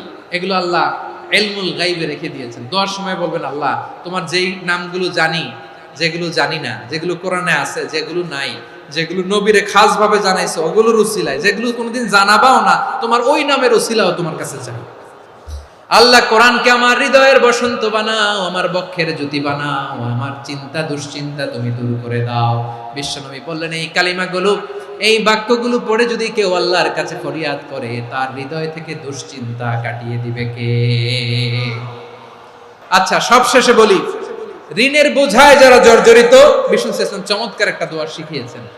এক সাহাবীর নাম আবু উমামা, নামাজের ওয়াক্ত ছাড়া উনি মসজিদে যেয়ে বসে আছে। বিষ্ণু বললেন, কি রে আবু উমামা, নামাজের তো ওয়াক্ত হয় না, মসজিদে কি? সাহাবী বলে, হুমুমুন লাজিমাতনি ওয়া দুয়ুন, নবী গো, ঋণের বোঝায় এমন টেনশনে আছি, ঘরে থাকতে পারলাম না, মসজিদে চলে আসছে। বিশ্বনবী বলেন, আমি কি তোমার এমন একটা দোয়া শিখাবো যেটা পড়লে আল্লাহ তাআলা তোমার ঋণের বোঝা হালকা করে দিবে? আবু উমামা বললেন, ইয়া রাসূলুল্লাহ, অবশ্যই শিখাবেন। বিশ্বনবী বললেন, তাহলে তুমি পড়বা, আল্লাহুম্মা ইন্নী আউযু বিকা মিনাল হাম্মি ওয়াল হাযান ওয়া আউযু বিকা মিনাল জুবনি ওয়াল বুখল ওয়া আউযু বিকা মিন গালাবাতিদ দাইনি ওয়া কাহরির রিজাল। ও আল্লাহ, তোমার কাছ থেকে দুশ্চিন্তা থেকে পানাহ চাই, কৃপণতা, ভীরুতা, অলসতা, কার্পণ্যতা, এই সব কিছু থেকে, মানুষের কঠোরতা, আমার উপর মানুষের আধিপত্য এবং ঋণের বোঝা থেকে পানাহ চাই। এই দোয়াটা যখন বিশ্বনবী শিখাই দিলেন, আবু উমামা বারবার এই দোয়া করে, আল্লাহুম্মা ইন্নী আউযু বিকা মিনাল হাম্মি ওয়াল হাযান ওয়া আউযু বিকা মিনাল আজজি ওয়াল কাসাল ওয়া আউযু বিকা মিনাল জুবনি ওয়াল বুখল ওয়া আউযু বিকা মিন গালাবাতিদ দাইনি ওয়া কাহরির রিজাল। আবু উমামা বলে, এই দোয়া আমি পড়তে লাগলাম আর পড়তে লাগলাম, কিছুদিন পরে দেখা গেল বিশ্বনবীর শেখানো এই দোয়ার বদৌলতে আল্লাহ তাআলা আমার সব ঋণ পরিশোধের ব্যবস্থা করে দিয়েছেন। আমার প্রিয় পটুয়াখালীর ভাইয়েরা, বিশ্বনবীর জামাতা সাইয়্যিদিনা আলী রাদিয়াল্লাহু তাআলা আনহুর কাছে এক লোক এসে বলে, হে আলী, ঋণের বোঝায় আমি জর্জরিত, আমার কিছু অর্থ দিয়ে সাহায্য করো। সাইয়্যিদিনা আলী রাদিয়াল্লাহু তাআলা আনহু বললেন, আমি কি তোমারে এমন একটা দোয়া শিখাবো যেটা বিশ্বনবী আমাদের শিখিয়েছেন? এই দোয়া যদি তুমি পড়ো, লাউ কানা আলাইকা মিসলু জাবালিন কাবীরিন দাইনান আদাল্লাহু আনকা, পাহাড় পরিমাণে যদি ঋণের বোঝা হয়, আল্লাহ এটা পরিশোধের ব্যবস্থা করে দিবেন। ছোট্ট একটা দোয়া বিশ্বনবী শিখালেন, বললেন, তুমি পড়বা, আল্লাহুম্মা কফিনি বিহালালিকা আন হারামিকা ওয়া আগনিনি বিফাদলিকা আম্মান সিওয়াক। আল্লাহুম্মা কফিনি বিহালালিকা আন হারামিক, আল্লাহ তোমার হালাল দিয়ে আমাকে পরিতুষ্ট করো, হারাম থেকে বাঁচিয়ে রাখো, আর তোমার অনুগ্রহে মানুষের মুখাপেক্ষী যেন আমি না হই, আমি যেন সবসময় তোমার মুখাপেক্ষী হয়, ওই তৌফিক দিও। সুবহানাল্লাহ পড়েন। এই দোয়া বেশি বেশি পড়লে ঋণের বোঝা হালকা করে দিবে কে? তাহলে প্রিয় ভাইয়েরা, বিপদে পড়লেই প্রথমে কি পড়বেন? ইন্না লিল্লাহ। কি বলে নিজেকে আল্লাহর কাছে সঁপে দিতে হয়? হাসবুনাল্লাহ। চরম বিপদে দেয়ালে পিঠ থেকে গেছে, তখন লা ইলাহা ইল্লা আনতা সুবহানাকা ইন্নী কুনতু মিনাজ জালিমিন। এরপরে লা ইলাহা ইল্লাল্লাহুল আযীমুল হালিম, এই দোয়া। আকস্মিক বিপদ, হঠাৎ যেন কোনো বিপদ আমাকে পেয়ে না বসে, এটার জন্য বিসমিল্লাহিল্লাযী লা ইয়াদুররু মা ইসমিহি শাইউন ফিল আরদি ওয়ালা ফিস সামাই ওয়া হুয়াস সামিউল আলীম। সকালে 3 বার, রাতে 3 বার। আর মারাত্মক tension, hyper tension, anxiety, depression থেকে বাঁচার জন্য 2 দোয়া, ইয়া হাইয়্যু ইয়া কাইয়্যুম, ইয়া হাইয়্যু ইয়া কাইয়্যুম, মনে থাকবে? আর আল্লাহুম্মা ইন্নী আবদুক, এই দোয়া। ঋণ থেকে বাঁচার জন্য 2 দোয়া, আল্লাহুম্মা ইন্নী আউযু বিকা মিনাল হাম্মি ওয়াল হাযান, এটা। আর আল্লাহুম্মা কফিনি বিহালালিকা আন হারামিকা ওয়া আগনিনি বিফাদলিকা আম্মান সিওয়াক। আর সব সময় পড়ার জন্য একটা আমল দিয়ে যাই, উঠতে বসতে, অফিসে যাচ্ছেন, অফিস থেকে ফিরতেছেন, বসে আছেন, শুয়ে আছেন, ছোট্ট এক শব্দে আমরা যেন বেশি বেশি পড়ি, আস্তাগফিরুল্লাহ। আল্লাহ রাসূল সাল্লাল্লাহু আলাইহি ওয়াসাল্লাম বলেন, মান লাজিমাল ইস্তিগফার, যে সব সময় এরকম ইস্তিগফারের সাথে লেগে থাকে, জাআলাল্লাহু লাহু মিন কুল্লি দীকিন মাখরাজা, আল্লাহ তাআলা তাকে কোনো বিপদে আটকান না, সে জীবনে আটকাবে না। যে কোনো বিপদে আল্লাহ তার রাস্তা বের করে দেবে। Way out, you will get a way out in solution. সুবহানাল্লাহ। ওমিন কুল্লি হাম্মিন ফারাজা, দুশ্চিন্তা মুক্ত হবে। ওয়ারযুকহু মিন হাইসু লা ইয়াহতাসিব, এমন জায়গা থেকে আল্লাহ রিজিকের বন্দোবস্ত করবে যেটা সে কল্পনাও করে নাই। আওয়াজ করে পড়েন সুবহানাল্লাহ। আমার প্রিয় ভাইরা, এটা গেল নিজের বিপদ। নিজে যদি বিপদে পড়েন, অন্যের বিপদ যদি দেখেন, এটার জন্য একটা দোয়া আছে। অনেক সময় আমরা দেখি হাসপাতালে ক্যান্সারের থার্ড স্টেজে চলে গেছে, লোকটা হ্যাংলা হয়ে চিকন হয়ে হায়রে কি কষ্ট পায়, দেখি না? বিষ্ণু বলে একটা দোয়া যদি কেউ অন্যের কোনো বিপদ দেখে পড়ে, ওই বিপদ তার জীবনে কখনো আসবে না। অনেক সময় হয় যে আমরা মহাসড়ক দিয়ে যখন চড়ি, দুর্ঘটনায়, আইরে আল্লাহ, দুর্ঘটনায় মানুষের মাথা একদিকে, দেহ আরেকদিকে, ব্লিডিং, এরকম হয় না? আল্লাহ তুমি হেফাজত করো। বিশ্বনবী বলেন এই দুর্ঘটনা দেখে কেউ যদি এই দোয়াটা পড়ে, তার জীবনে সে কোনোদিন এরকম অ্যাক্সিডেন্টের সম্মুখীন হবে না। বিশ্বনবী বলেন অন্যের বিপদ দেখে কেউ যদি পড়ে, আলহামদুলিল্লাহিল্লাযী আফানি মিম্মা বাতালাকা বিহি ওয়া ফাদ্দালানি আলা কাসীরিম মিম্মান খালাকা তাফদীলা, মানে প্রশংসা সেই আল্লাহর, যে আল্লাহ তাআলা তোমাকে যেই জিনিস দিয়ে পরীক্ষা করেছে, আমাকে ওইটা থেকে বাঁচিয়ে দিয়েছে। তোমাকে আল্লাহ যেই বিপদে ফেলেছে, আমাকে ওই বিপদ থেকে তিনি মুক্ত রেখেছে, আর তার অনেক সৃষ্টির উপর আমাকে তিনি প্রাধান্য দিয়েছে। সুবহানাল্লাহ পড়েন। যে কোনো বিপদ, কারো ক্যান্সার দেখে যদি এই দোয়াটা আপনি বিশ্বাসের সাথে পড়েন, জীবনে কোনোদিন ক্যান্সার রোগে আক্রান্ত হবেন না। দুর্ঘটনা দেখে যদি পড়েন, ওই দুর্ঘটনা আপনাকে স্পর্শ করবে না। যে কোনো কারো বিপদ দেখে যদি কোনো বিশ্বাসী বান্দা এই দোয়া পড়ে, বিশ্বনবী বলেন লাম ইউসিবহু যালিকাল বালা, ওই বিপদ তাকে আর ধরবে না। উফিয়া মিনহু মিন যালিকাল বালা কাইনাম মা কান, সে যতদিন হায়াত পাবে কোনোদিন ওই বিপদ তাকে স্পর্শ করবে না। আমার প্রিয় ভাইরা, তাহলে পুরো আলোচনার সেন্ট্রাল থিম হচ্ছে আমাদের জীবনে বিপদ আসবে, কষ্ট আসবে, দুঃখ আসবে, কিন্তু বিপদে আপদে আমরা হাল ছেড়ে দিব না, হতাশ হব না। মুমিন হতাশ হয় না, নিরাশ হয় না, হাল ছেড়ে দেয় না। মুমিন ভরসা রাখে একজনের উপর। আওয়াজ করে বলুন যিনি কে? বিপদে পড়লে আমাদেরকে উদ্ধার করে কে? আবার আমাদেরকে যদি কোনো নেয়ামত আল্লাহ দিতে চান, ওইটা কেড়ে নেওয়ার ক্ষমতা কারো আছে? তাহলে আমরা কানেক্টিভিটি বাড়াবো কার সাথে? আমাদের প্রার্থনার ফরিয়াদের হাত তুলবো কার কাছে? রাজি আছেন? পটুয়াখালীর ভাইয়েরা, মনে থাকবে কথাগুলো। আল্লাহ তাআলা আমাদের সবাইকে কথাগুলো বোঝার ও আমল করার তৌফিক দান করুন।